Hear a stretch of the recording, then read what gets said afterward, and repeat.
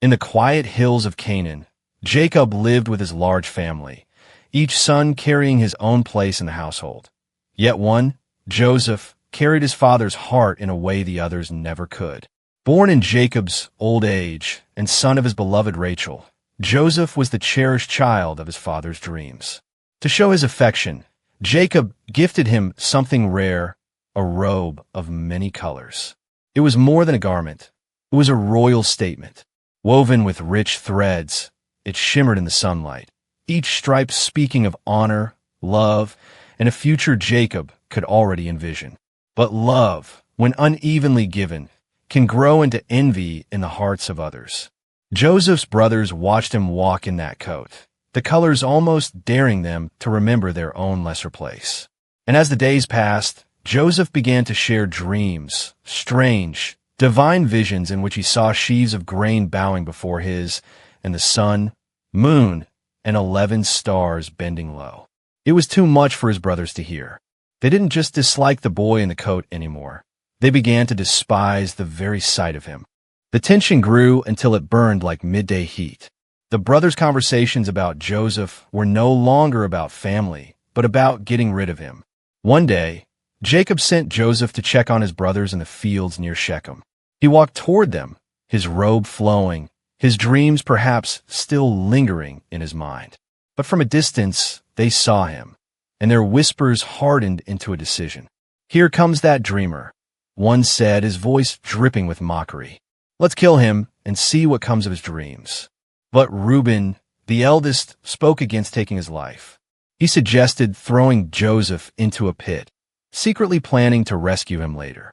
When Joseph arrived, the brothers stripped off his coat, that hated symbol of their father's love, and cast him into a dry cistern. The coat that once spoke of honor now lay in the dust. Reuben stepped away, but before he could return, the others saw a caravan of Ishmaelite traders passing by. Judah proposed selling Joseph instead of killing him, and for 20 pieces of silver, their brother was handed over like common goods. With Joseph gone, the brothers faced a new problem. What would they tell their father? They took his treasured robe, dipped it in the blood of a goat, and brought it back to Jacob. Their words were careful but cruel. "We found this.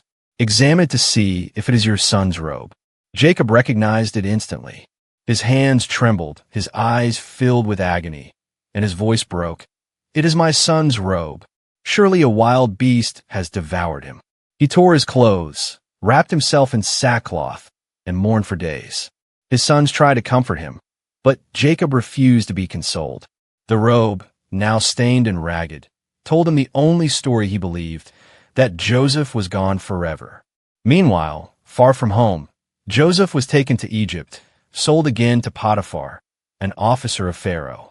The boy who once walked in a robe of colors now stood in a foreign land, stripped of family and freedom. But heaven had not abandoned him. The same God who gave Joseph dreams was still writing his story. Though Jacob wept, and the brothers felt their guilt buried in secrecy, the truth was that Joseph's journey had only begun. What looked like betrayal was actually the first step toward destiny.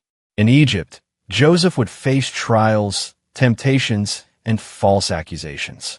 He would know the darkness of a prison cell before the light of a palace hall.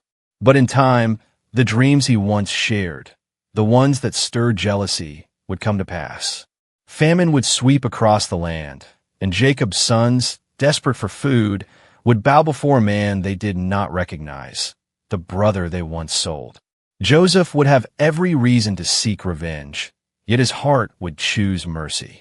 And when he revealed himself, tears would flow like rivers. He told them, "You meant it for evil, but God meant it for good." The father's grief would turn to joy as Jacob embraced his son again in Egypt, the colors of the robe replaced by the brightness of God's providence. For in every betrayal, there can be a hidden thread of redemption, a truth Joseph's life still declares to this day.